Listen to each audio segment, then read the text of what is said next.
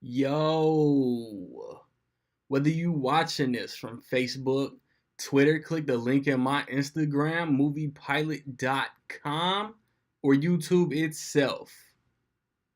What up, we're up? So I just watched 12 Strong. It stars Chris Hemsworth, Michael Shannon, Michael Pena, Trevante Rhodes, Elsa Pataki, Rob Riggle, and William Fichtner and Jeff Stoltz. There's a couple other guys in there I know I'm forgetting. It's directed by Nikolai Fugelsig. I hope I'm pronouncing that right. Probably not. If you want to get a shout out in my review of my theater, might get Hostels next weekend, so maybe Hostels, maybe nothing until like Peter Rabbit or the 1517 to Paris or even Black Panther. Stay tuned to the end of the video to figure out how you can do that. So, you got 9/11, September 11th, 2001. Some assholes attacked the World Trade Center. Everybody knows, every American knows. This is the story of the very first soldiers sent into battle in Afghanistan. I don't want to say gimmick, but like the selling point behind this movie was that these 12 soldiers they didn't have Humvees, they didn't have tanks. Their mode of transportation was riding into enemy territory on horseback.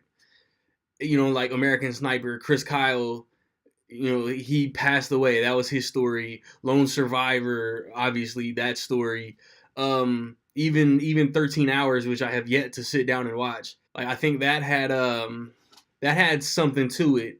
And this is just these guys went into war with horses. And it's a good movie. It like man, these dudes are historic, man. These dudes are heroes, and everybody gives a good performance, man. All the soldiers have good chemistry. Chris Hemsworth, I like seeing him in non-Thor movies because it shows the chops he has. Like if you've seen Ghostbusters, if you've seen Vacation, you know that he can be very funny. And then if you've seen this, he can get dramatic. He can play serious roles. I'm not gonna talk about Black Hat because I thought Black Hat was horrible. No disrespect to Michael Mann and Michael Shannon. Always, man. I've been a Michael Shannon fan since 8 Mile when I didn't even realize who he was. But I was like, man, Greg Buell is a dickhead. And then um, Boardwalk Empire. He was one of my favorite characters on Boardwalk Empire. Most underrated show that's ever been put on TV. And then General Zod in Man of Steel is one of my all-time favorite comic book movie villains. He's by far one of the most underrated. And then you got guys like Michael Pena, man. Michael Pena is hilarious. He provides some comic relief. I still, just like 13 Hours, I still have not watched Moonlight, but I like Trevante Rhodes in this movie. And then like Jeff Stoltz, he's had like minor roles. Like he was like boyfriend of the week on How I Met Your Mother a couple of seasons toward the end of the show. I think maybe in the middle of the show. Um, he was on the Matthew Perry Odd Couple. He played like just an idiot athlete, but he was a bright spot on the show. And then like this, he not really plays the same character, but in Only the Brave, he's with a team. They put their lives on the line.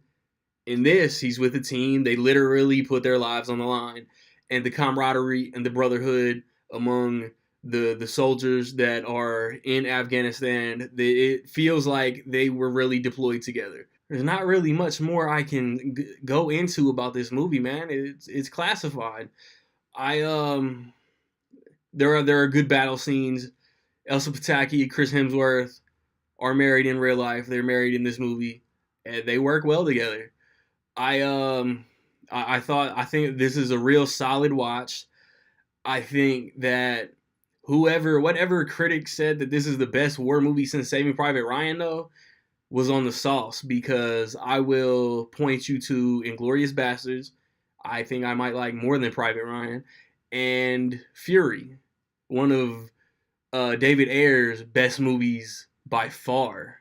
Those are Private Ryan, Fury, Bastards, in some order, are probably my three favorite war movies of all time.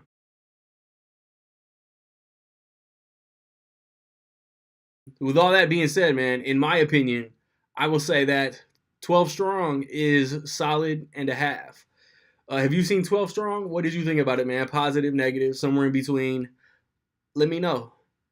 If you want that shout out in my next review in the coming weeks, where will Den of Thieves place? Where will Den of Thieves finish at the box office this weekend? Get your guesses in by noon Central Time on Sunday. I've recently posted reviews for The Post, Proud Mary, and The Commuter, man. Check those out. Like I said, my theater might like Hostels is getting like a 3,000 theater wide release next weekend. If my theater gets it, I'll probably go see it. So that, like I said, that could be my next review.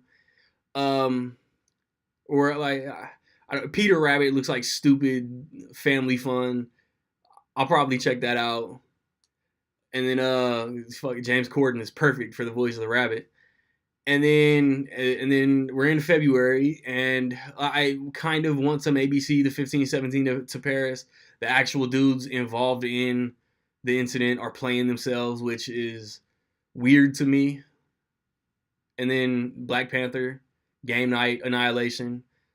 February is not as stacked as last year's, but there are a couple promising releases in February, man. Check out my Blu-ray collection updates. Check out my most anticipated movies 2018. Like, subscribe, comment. Find me where you find me, man. Don't know where to find me. Watch these credits. Peace.